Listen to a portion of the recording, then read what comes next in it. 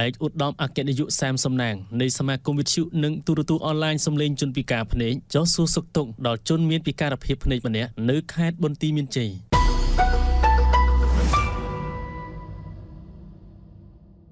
នៅវេលាព្រឹកថ្ងៃទី4ខែឧសភាឆ្នាំ2026ឯកឧត្តមអគ្គនាយកសាមសំណាងបានដឹកនាំក្រុមការងារចុះសួរសុខទុក្ខនិងយកអំណោយសប្បុរសធម៌ទៅចែកជូនដល់បងប្រុសយ៉នចន្ទថាហាវ៉ាដែលជាជនមានពិការភាពភ្នែកដែលមានលំនៅឋានស្ថិតនៅភូមិព្រៃឫស្សីសង្កាត់ព្រះពន្លាក្រុងស្រីសុផាន់ខេត្តបន្ទាយមានជ័យបច្ចុប្បន្នបងប្រុសចន្ទថាកំពុងរស់នៅក្នុងស្ថានភាពលំបាកលំបិនយ៉ាងខ្លាំងជាមួយម្ដាយជរាម្នាក់គ្រួសារកំសត់មួយនេះគ្មានលទ្ធភាពប្រកបរបររកចំណូលនោះទេដែលធ្វើឲ្យជីវភាពប្រចាំថ្ងៃធ្លាក់នៅក្នុងភាពទីទាល់ក្រនិងខ្វះខាតស្បៀងអាហារយ៉ាងធ្ងន់ធ្ងរនៅក្នុងឱកាសចុះសួរសុខទុក្ខលោកឯកឧត្តមអគ្គនាយកបានសម្ដែងនៅក្តីអាណិតអាសូរនិងបានផ្ដល់នៅអំណោយជាស្បៀងអាហារនិងសម្ភារៈប្រើប្រាស់មួយចំនួនដើម្បីជួយសម្រាលការលំបាកចំពោះមុខមួយគ្រាទោះជាយ៉ាងណាដោយសារតែការខ្វះខាតនៅតែមានរយៈពេលវែងតបតាមរយៈប្រព័ន្ធផ្សព្វផ្សាយបងប្រុសយ៉នចន្ទថាបានលើកម្រាមដៃ10បង្ហាញនៅក្តីសង្ឃឹមយ៉ាងមុតមាំនិងគោរពអំពាវនាវយ៉ាងទទូចដល់សម្ដេចពុកសម្ដេចម៉ែសម្ដេចមហាបវរធិបតីហ៊ុនម៉ាណែតនិងលោកជំទាវពេជ្រច័ន្ទមនីក៏ដូចជាសប្បុរសជនទាំងក្នុងនិងក្រៅប្រទេសទាំងអស់មេត្តាជួយឧបត្ថម្ភគាំទ្រដល់រូបលោកនិងម្ដាយចាស់ដើម្បីឲ្យមានស្បៀងអាហារហូបចុកគ្រប់គ្រាន់និងមានលទ្ធភាពរស់នៅសមរម្យដូចគេឯងអរគុណចឹងថ្ងៃនេះខ្ញុំបាទក្នុងនាមជាអគ្គនាយកសមាគមនិងវិទ្យុសម្លេងជនពិការភ្នែកនិងសហការីក្រុមការងារក៏ដូចជាលេខការខេត្តបន្ទាយមានជ័យប្រចាំសាខាខេត្តបន្ទាយមានជ័យ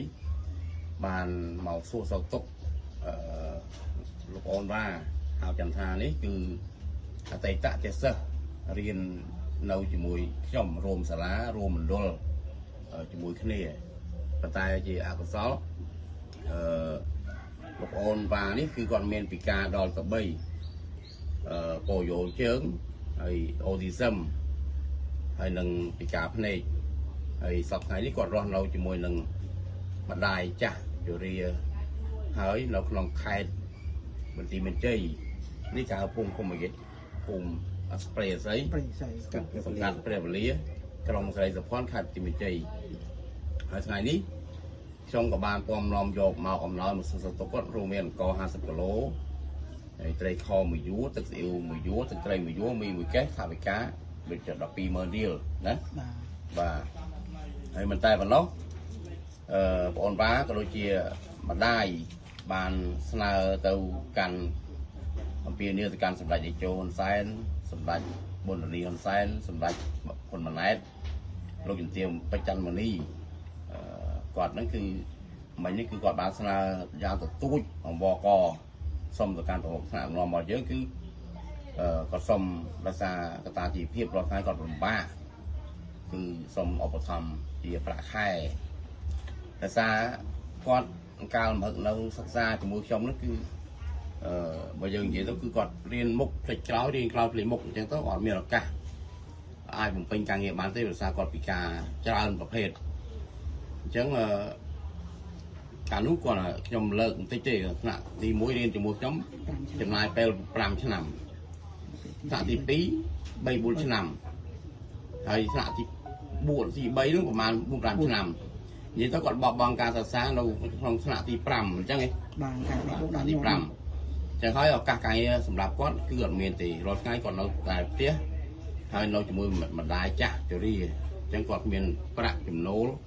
គ្មានសម្ភារៈហូបចុកហើយគ្មានផ្ទះសម្បែងរស់នៅទេរាល់ថ្ងៃគឺរស់នៅលើដីបងប្អូនអញ្ចឹងហើយបានគាត់ស្នើសុំយ៉ាងទទូចទៅកាន់សម្ដេច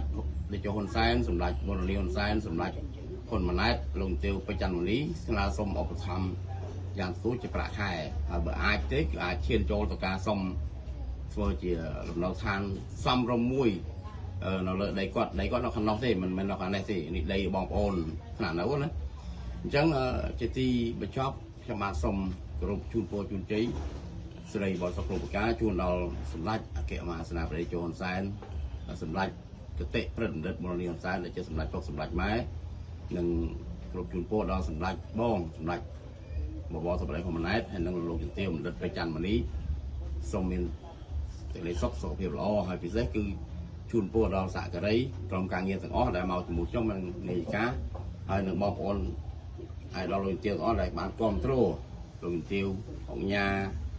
និយាយទៅគ្រប់តាណានុក្រមដែលបានគ្រប់គ្រងគឺសូមជួបប្រទេសតែពុទ្ធពរទាំង4ប្រការគឺយកអនុសិក្ខាបលៈកុំបីឃ្លៀកឃ្លានឡើយបាទសូមអរគុណ